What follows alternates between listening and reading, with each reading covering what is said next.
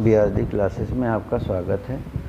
तो दोस्तों, आज सिंथेसिस में हम देखते हैं जो है फॉर्मेशन ऑफ सिंपल सेंटेंस में use of preposition before gerund और नाउन, यानी जेरेंड या नाउन के पहले प्रीपोजिशन का प्रयोग करके सिंपल सेंटेंस का निर्माण करना। जेरेंड क्या होती है? तो जेरेंड यानी जो V1 प्लस ing से बनी हो, ना, ने, नी या करके में भाव देती हो,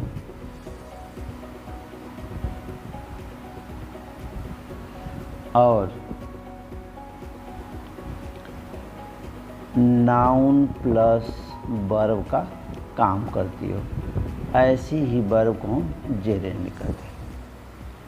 और नाउन क्या होती है?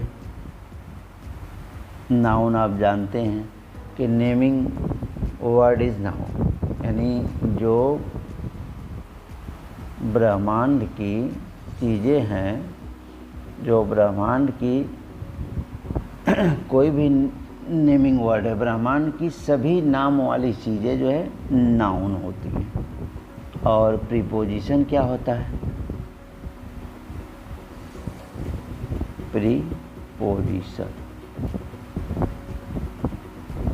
प्रीपोजिशन तो वह प्रीपोजिशन वह शब्द होता है जो किसी नाउन के पहले आकर उसका संबंध किसी दूसरी नाउन से कर दे, उसे हम प्रीपोजिशन कहते हैं।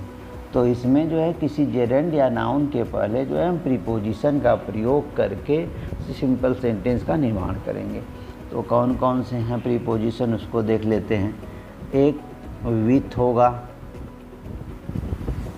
यानी के साथ या से। फार होगा,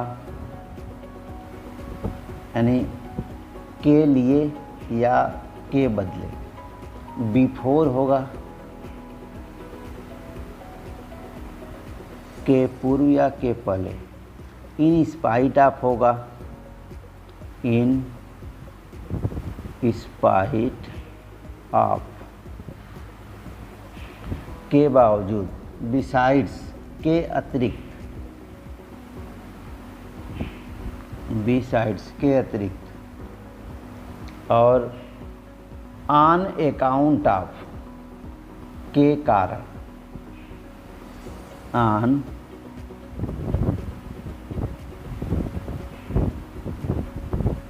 account of, on account of, या इसी को दूसरे रूपों में ड्यू टू भी कहते हैं, और इसी को बिकॉज आप भी कह सकते हैं, बिकॉज आप भी कर सकते हैं। इसका अर्थ होता है के कारण।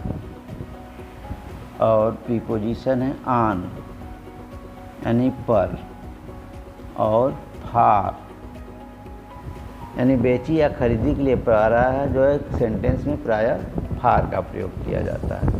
तो आइए एक एग्जाम्पल लेते हैं। जेरेंड या नाउन के पूर्व जो है प्रीपोजिशन का प्रयोग करके कैसे हम सेंटेंस का निर्माण करते हैं। जैसे ही इज इल। इसका सेकेंड पार्ट है he can not play, he can not play. तो दोस्तों देखते हैं कि एक सेंटेंस ए हुआ और दूसरा सेंटेंस ए हुआ। तो इसमें कह रहा है कि ही इज़ इल, वह बीमार है। ही कैन नॉट प्ले, वह खेल नहीं सकता। तो अब इसको जब बनाएंगे तो बिकॉज आपका प्रयोग करके बना सकते हैं। तो ए सेंटेंस जब बनेगा यूज ऑफ प्रीपोजिशन के थ्रू, तो हो जाएगा because of illness, because of illness comma he can not play, यानी बीमार होने के कारण या बीमारी के कारण वह खेल नहीं सकता। इस प्रकार से सिंपल सेंटेंस का निर्माण हो गया। एक एग्जाम्पल और लेते हैं।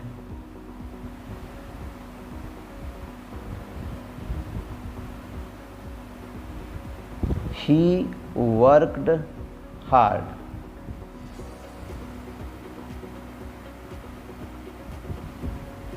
He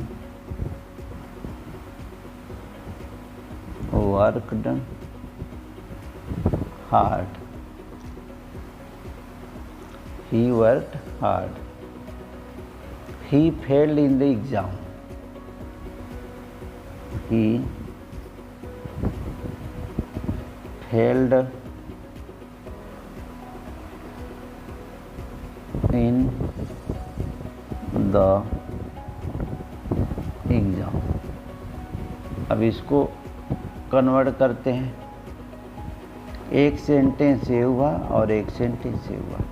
अब इसमें कह रहा है कि ही वर्क हार्ड, उसने कठिन परिश्रम किया। He failed in the exam, वह एग्ज़ाम में क्या हो गया? फेल हो गया। यानी कहने का मतलब कठिन परिश्रम करने के बाद भी या करने के बावजूद भी वह फेल हो गया। तो इसमें इन स्पाइट आपका प्रयोग करेंगे। तो ये सेंटेंस बनेगा in spite of hard work, comma he failed in the exam. He failed in the exam। इस प्रकार से हमारा वाक्य तैयार हो गया। एक एग्जाम्पल और देख लेते हैं। जैसे Ram bought a watch।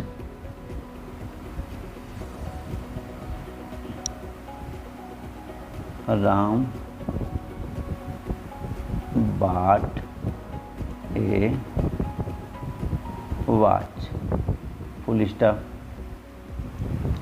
He paid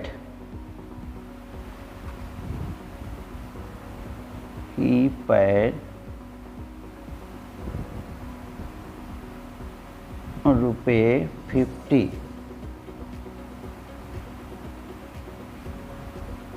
for it. अब ये सेंटेंस है। इस सेंटेंस में कह रहा है कि राम ने एक घड़ी खरीदी। ही पेड 50 रुपीज़ फॉर इट, यानी उसने जो इसके लिए 500 रुपये पेड किए। तो इस वाक्य को बनाएंगे तो आप जानते हैं कि खरीदी या बेची के लिए फार का प्रयोग होता है। तो अब इसको जब बनाएंगे तो सेंटेंस इस तरह से होगा। Ram bought a watch for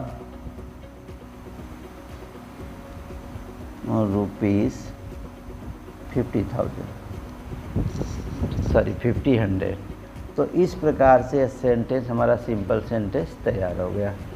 तो इस पार्ट में हमने देखा use of preposition before gerund और नाउन। नाउन के या जेरेंड के पहले जो है प्रीपोजिशन का प्रयोग करके किस प्रकार से हम वाक्यों को बना सकते हैं। तो एक एग्जाम्पल जेरेंड का भी देख लेते हैं। Ravan was killed. Ravan was killed. He had stolen Sita. तो ये बनेगा तो रावण वाज किल्ड फॉर